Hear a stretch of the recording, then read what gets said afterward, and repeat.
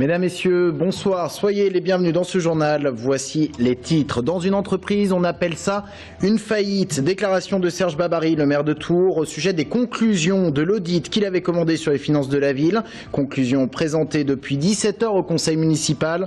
Nous retrouvons Anaïs Michaud sur place dans quelques instants.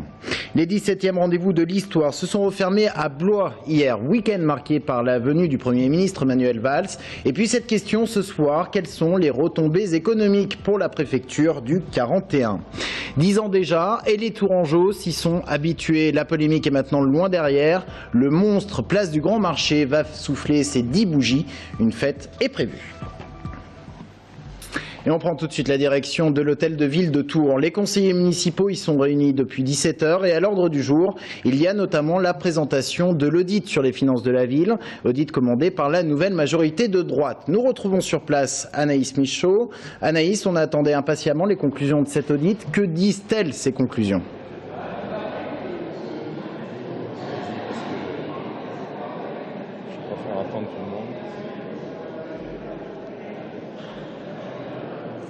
Anaïs Michaud, en direct de l'hôtel de ville de Tours, est-ce que vous nous entendez? Que disent les conclusions de l'audit? Oui, alors je me trouve actuellement avec Serge Babary. Le conseil a débuté, donc ce conseil sur l'audit financier. Il était très attendu. Serge Babary, vous avez dès le début annoncé votre intention qui n'était pas de sortir des vieux dossiers, c'est ça que vous avez dit? Oui, on a eu une présentation par Michel Klopfer très précise, à la fois sur les années écoulées, 2010 à 2013, 2014, et puis une prospective sur les années qui nous attendent, en particulier les 2 années noires, 2015-2016. Alors sans aller jusque-là, on l'a vu, 2013 déjà, la capacité d'autofinancement arrive au seuil d'alerte. Et en 2014, selon les estimations, on devrait même passer en dessous. Cette situation est vraiment inquiétante. Oui, moi j'ai employé le terme de calamiteuse. C'est une situation qui nous est laissée pour prendre en main les destinées de cette ville, qui est extrêmement compliquée. Compliqué parce que ce qu'on appelle le taux d'épargne brut, c'est-à-dire la capacité d'autofinancement finalement, à partir du fonctionnement, ce qui reste pour pouvoir investir et couvrir les frais de remboursement d'emprunt, est très limité et en effet au seuil d'alerte par rapport aux villes similaires de la même strate. Et puis il y a d'autres éléments inquiétants, c'est évidemment la situation des dotations de l'État qui est en baisse cette année de 3,5 millions. Avec des charges supplémentaires apportées par exemple par la réforme des rythmes scolaires de 2 400 000 €. Donc quand on fait la somme des dépenses qui augmentent et des recettes qui baissent, on a une situation dite en ciseaux qui rend la gestion extrêmement délicate. Et il faut au bout de cela apporter quand même des budgets en équilibre. Donc l'ampleur des dégâts, si on peut dire, c'est de trouver pour 2015 et 2016 chaque année 6 millions d'économies. 6 millions en 2015, 6 millions en 2016. C'est évidemment un exercice qui va être extrêmement compliqué. Les leviers sont très peu nombreux. On ne peut guère augmenter les recettes à partir des tarifs ou à partir de la fiscalité locale, parce que les concitoyens ont beaucoup de mal par rapport à leur propre équilibre budgétaire. On peut baisser peut-être un petit peu les frais de fonctionnement, mais très peu parce que c'est incompressible. 60% ce sont des frais de personnel auxquels on ne peut pas toucher. 6% c'est des frais financiers, remboursement, d'emprunt. Donc tout cela est quasiment contraint et donc la situation est évidemment très délicate. Du coup, vous avez parlé de rigueur. Ah, c'est plus que de la rigueur qu'il faut là, dans ce cas-là. Il va falloir faire un travail service par service pour trouver des économies. Et dès demain matin, je m'y attelle avec chacun des directeurs de service et des adjoints. Je vous remercie. Alors une séance qui a beaucoup intéressé, qui intéresse encore, elle va reprendre dans quelques instants. On peut noter d'ailleurs que le public est venu aussi assister à cette séance pour savoir l'état financier de la ville. Anaïs Michaud avec Audrey Champigny en direct de l'hôtel de ville de Tours. Merci beaucoup. Dans le reste de l'actualité en Indre-et-Loire, le site du CEA à Mons ne fermera pas. Déclaration de Marisol Touraine à nos confrères de la Nouvelle République. La fermeture de ce site du commissariat à l'énergie atomique a bien été envisagée à partir de recommandations d'un rapport de la Cour des comptes.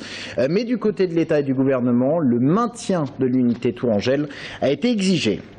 C'est aujourd'hui que débute l'enquête publique au sujet de l'élargissement de l'A10 à 3 voies entre Chambray-les-Tours et Vénier. La concertation publique vient de se terminer.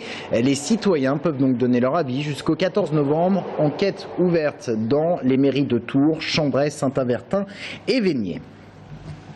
Les rendez-vous de l'histoire à Blois, la 17e édition vient de se refermer. Pendant tout le week-end, plusieurs centaines de conférences autour du thème Les Rebelles. Parmi elles, une consacrée à Clémenceau et à laquelle a participé le Premier ministre Manuel Valls ainsi que l'historien Jean-Noël Jeannet. Clémenceau, une source d'inspiration pour Manuel Valls, le Premier ministre qui a été questionné sur sa façon de gérer les rebelles dans son propre camp. Écoutez-le. Je ne suis pas sûr que ce soit des rebelles. Vous savez, contester en permanence l'action du gouvernement, ne pas assumer ses responsabilités, je ne qualifie pas de rebelle. Aujourd'hui, je pense qu'être rebelle, c'est assumer ses responsabilités. Dans un moment difficile, gouverner, oui, c'est assumer ses responsabilités. Donc parfois, je me considère davantage rebelle que d'autres. Et ces rendez-vous de l'histoire, c'est un temps fort de l'année à Blois. 40 000 visiteurs sur une édition. Les hôtels sont par exemple saturés 2 mois à l'avance. Alors quelles sont les retombées économiques pour la ville? Élément de réponse avec Audrey Champigny. Chaque année, au mois d'octobre, Blois voit déambuler l'espace d'un week-end près de 40 000 visiteurs. Un véritable défi pour cette ville qui voit sa population doubler, mais qui y voit surtout un intérêt économique. Les restaurateurs sont évidemment très heureux de ces 3 jours d'affluence, comme le sont les hôteliers, les cafetiers, mais il y a aussi des répercussions tout simplement sur l'ensemble du commerce blésois pour toutes celles et ceux qui viennent fréquenter ce festival. Si on avait plus souvent, ça donnerait un éclairage sur la ville et au moins ça dynamiserait, ce qui serait pas plus mal, que ce soit ici ou ailleurs dans la ville, tout le monde en profiterait. Pour les bouquinistes, en revanche, il s'agit bien sûr d'une formidable vitrine. Mais le commerce des livres d'histoire reste très aléatoire. On a quand même un public qui est intéressé par les livres, puisque nous avons un salon du livre d'histoire associé. Maintenant, tout dépend un petit peu de la conjoncture, de la météo. Il y a beaucoup de facteurs qui font que c'est une réussite ou pas. Avec près de 400 conférences et plus de 1000 intervenants, qu'ils soient écrivains, politiques ou enseignants, il n'y avait que l'embarras du choix. Et tout ça en toute gratuité. Une façon aussi d'ouvrir l'accès à la culture à tous. C'est indispensable, on n'est pas là, justement, on n'est pas là pour marchander les choses, on est là pour les offrir, quoi. Enfin, ça me semble normal, quoi, enfin, et bien. Moi, j'aime beaucoup l'histoire, après, j'en ai pas fait ni des études, ni quoi que ce soit, mais c'est vraiment très intéressant, puis on a la chance d'avoir énormément d'intervenants différents ici, donc même si on n'aime pas forcément l'histoire, il y en a pour tous les goûts. Créé il y a 16 ans par Jack Lang, alors député maire de Blois, ces rendez-vous font désormais partie des événements incontournables pour tous les férus d'histoire. Nouvelle mobilisation dans le choix des anti-éoliennes. 200 personnes environ ce week-end pour s'opposer à l'implantation de 5 éoliennes à la Chapelle-Blanche-Saint-Martin et à Voux. Mobilisation alors que le préfet de région doit prendre une décision d'ici à la fin octobre quant à la réalisation de ce projet. Le Paris-Tours, marqué hier par la victoire du Belge Wallace, juste devant le Français Thomas Voeckler. 235 km parcourus en 5h26 minutes. Je vous épargnerai les secondes. Course également marquée par une belle prestation du Tourangeau Cyril Lemoine. Il aurait pu revenir sur l'échappée, mais problème de communication au sein des poursuivants. On écoute Cyril Lemoine au micro de Thomas Blanc. C'était 6 ou 7, je sais plus, pour la gagne. Donc bon, il y avait encore Voeckler et puis le Top Sport devant. Mais bon, si on serait bien entendu, on serait rentré sur eux. Et là, quand j'ai vu après qu'il y a un groupe derrière qui est rentré sur nous, on va pas dire j'ai lâché l'affaire, mais je savais que j'avais presque plus rien dans les jambes. Ouais, c'est bon pour la suite, on va dire. Pour l'année prochaine, on essaiera encore et puis encore, en espérant avoir la même forme aussi.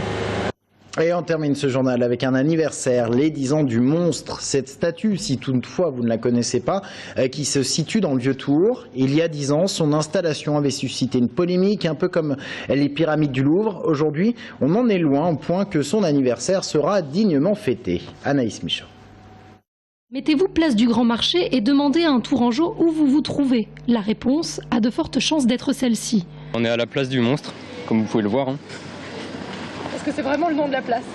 Tout le monde l'appelle comme ça ici, donc après je connais pas l'autre nom de la place, je sais pas. Le monstre est devenu un vrai repère urbain. Et Français comme étrangers, tous ont un avis sur l'œuvre. C'est original, c'est une œuvre d'art. Après, c'est pas spécialement mon truc. Mais c'est sympa, ouais, ça attire les gens, ils viennent prendre des photos et tout ça. Je suis contre. Pourquoi? Parce qu'il n'est pas beau. La première fois que je l'ai vu, j'ai trouvé qu'il n'était pas vraiment à sa place dans cet endroit.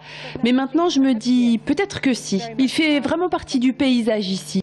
C'est bien, ça donne une autre image, ça fait joli, ça donne un peu de chaleur, c'est joli simplement. Elle ne laisse pas indifférente, mais peu connaissent l'histoire de cette œuvre. À l'origine, il s'agit d'une commande des citoyens, commerçants et riverains qui avaient souhaité redynamiser la place. L'ancienne médiatrice de la Fondation de France, Anastasia Macridou-Bretonneau, a proposé à l'artiste Xavier Veillant d'imaginer une œuvre pour cet espace. Il a conçu le monstre. Une œuvre qui a un langage vraiment singulier, un langage simple également, et qui a l'air en inadéquation avec l'espace qui l'accueille, c'est-à-dire une couleur, un motif, une forme qui n'ont rien à voir avec le côté patrimonial de cette place, justement pour en faire un emblème, justement pour en faire une image. Et c'est ce qui a été finalement réussi. Qu'on l'aime ou qu'on ne l'aime pas, en tout cas, le monstre est devenu une image. Et un peu comme finalement à l'époque médiévale, on faisait appel à ces images sous les formes héraldiques, avec des monstres ou avec des animaux qui représentaient les cités.